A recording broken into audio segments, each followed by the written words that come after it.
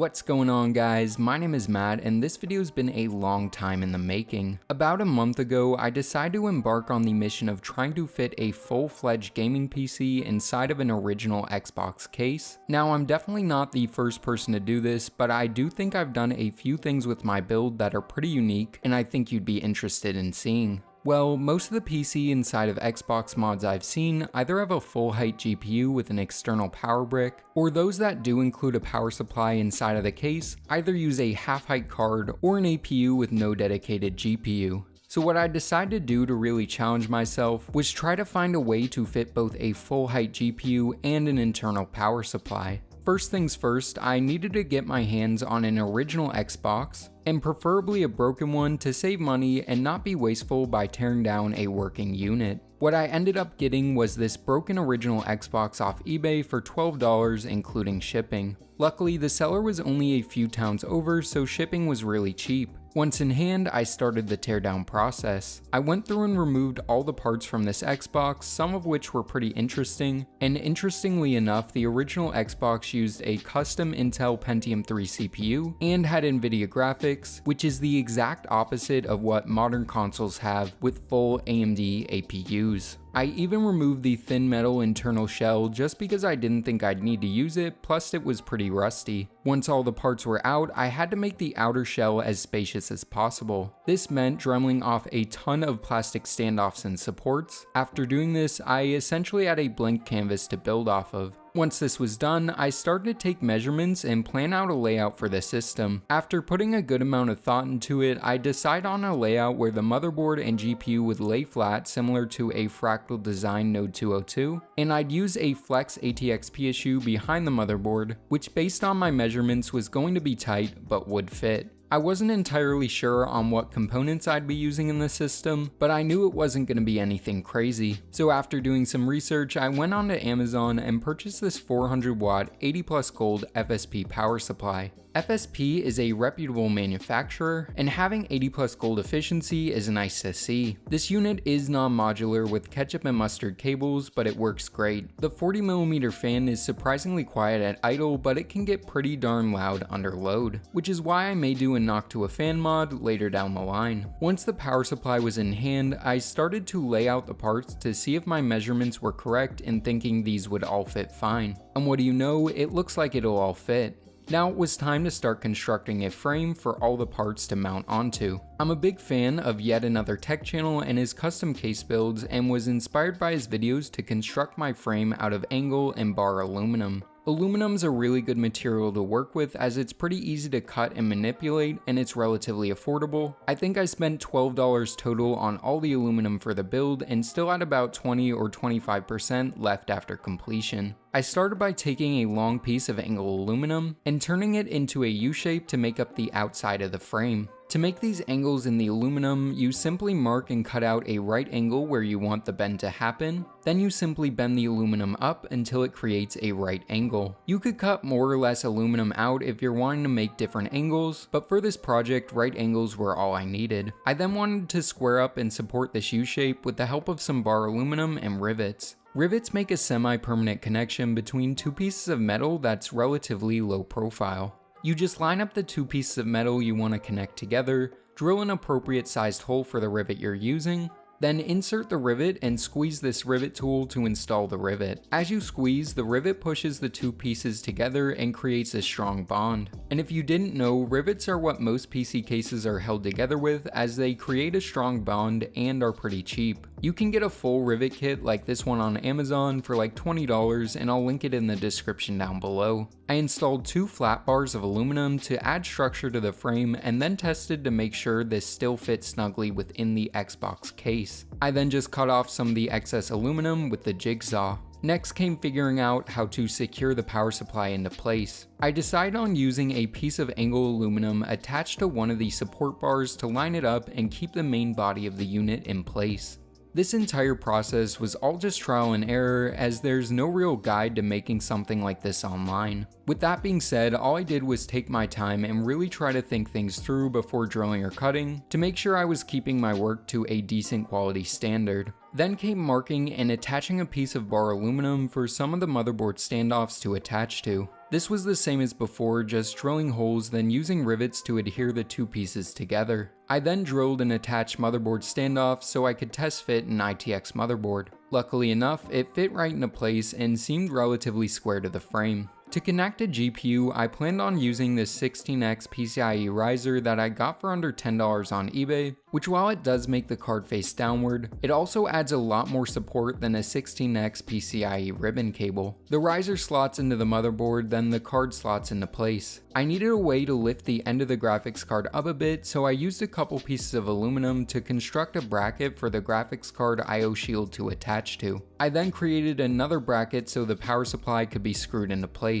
I tried to make the power supply go as far to the side as possible, while still keeping room for an ATX power pass-through cable, which would be routed to the back of the case. Once this was done, I did a quick test fit to make sure all the main components fit, and I was pleased to see they all fit. At this point, it meant the mainframe for the parts was complete, but the work was far from done. Next, I focused on getting the front panel buttons, LEDs, and I/O working. For the front panel, I found the pinout online and wired it to a standard set of front panel motherboard connectors. I wired one button to power, one button to reset, then decided to wire both green LEDs to the power LED connector. I soldered and heat shrunk all the wires together, and moment of truth time, it worked first try, both turning on the PC and illuminating the LEDs. Now on to front panel USB. I've seen a lot of people take out these standard Xbox front connectors, but after doing some research, I found these connectors have USB conversion cables. So all I had to do was find the Xbox connector pinout and wire each set to a USB 2 internal connector. This way, I maintain the original look but can have front panel USB for controllers or other USB accessories.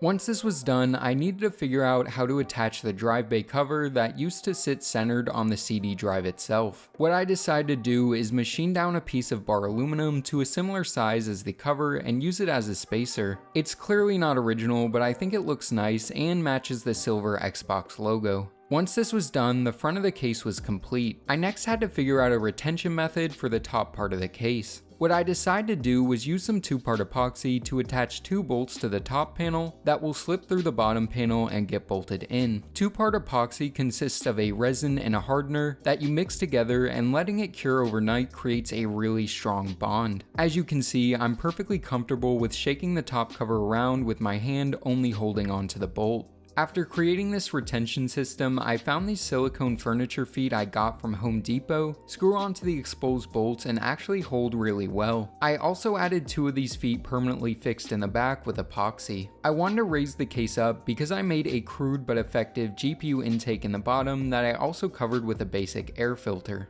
This way, the GPU can get fresh air even though it's facing downwards. After I did this, I measured and cut out the back plastic panel to fit around the I/O. Once this was done, it meant it was time for final assembly, which makes this a perfect time to talk about the parts used.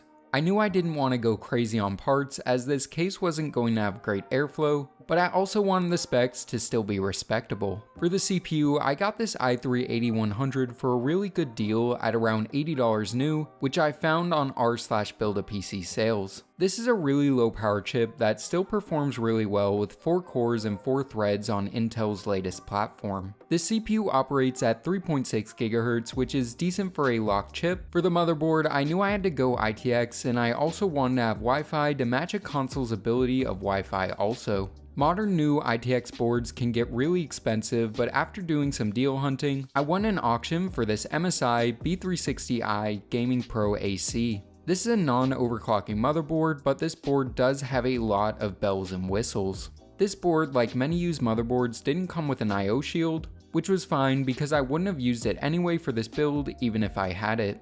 To cool the CPU, I wanted something a little better than the Intel stock cooler that came included with the i3-8100, so I ended up using a Cryorig C7 that I had laying around, which is one of the best sub 50mm CPU coolers on the market. Cryorig even makes an all copper version now, which is pretty cool. For memory, I just used a 2x4GB kit of Team Group DDR4 at 2400 MHz. 8GB is good for most games, and Intel doesn't need super fast RAM, so this worked fine at 2400 MHz in dual channel operation. For the GPU, I went with this 4GB RX 480. This is an HP OEM card and is actually the only ITX RX 480 model ever made. I got this card a few months back and actually have a full dedicated video on it, which I'll link in the card above and description. It has a single fan with a semi-open design and performs just as well as any non-OEM RX 480. For storage, I decided to go with a 256GB ADATA SU800 for around $30 on sale. This is my go-to budget OS drive as it has DRAM, performs well, and goes on sale for a good price relatively often. Like I said before in the video, I'm powering the system with a 400W 80+ gold Flex ATX power supply from FSP. Another good option is the modular Flex ATX units Geek Cells, which I've heard decent things about. Either way, all the parts mentioned will be in the description down below.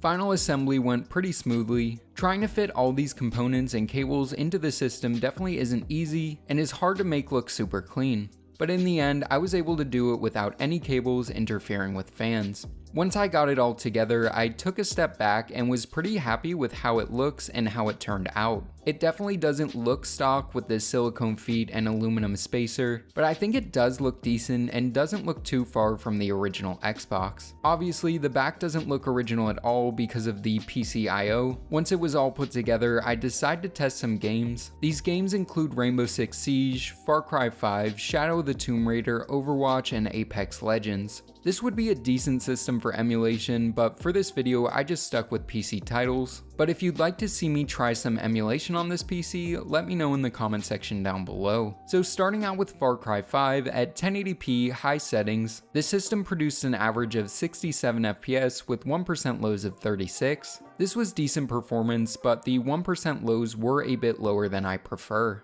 Moving on to Rainbow Six Siege at 1080p high settings, this system averaged 104 FPS with 1% lows of 78. I'm absolutely awful at this game, but the system, from what I can tell, gave a pretty good experience. Moving on to Shadow of the Tomb Raider at 1080p medium settings, this system averaged 66 FPS using the built-in benchmark, and again the 1% lows were disappointing at 28.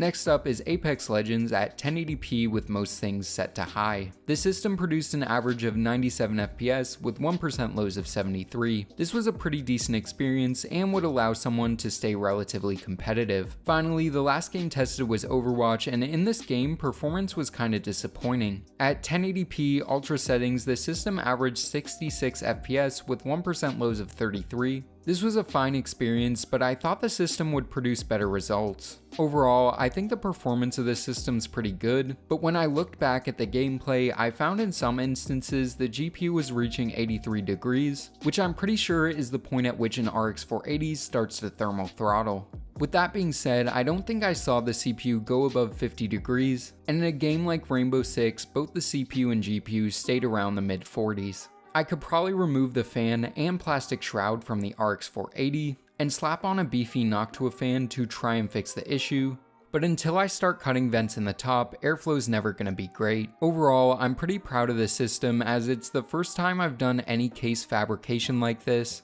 and it makes me more confident in doing a project I've been wanting to do for a while, which is build an entire PC case from scratch. This Xbox mod definitely doesn't look the best, but I like it and hope you guys like it too. So yeah guys, I think this wraps this video up. I hope you guys enjoyed it. If you did, make sure to give this video a big thumbs up, as well as consider subscribing for more PC and tech related content in the future.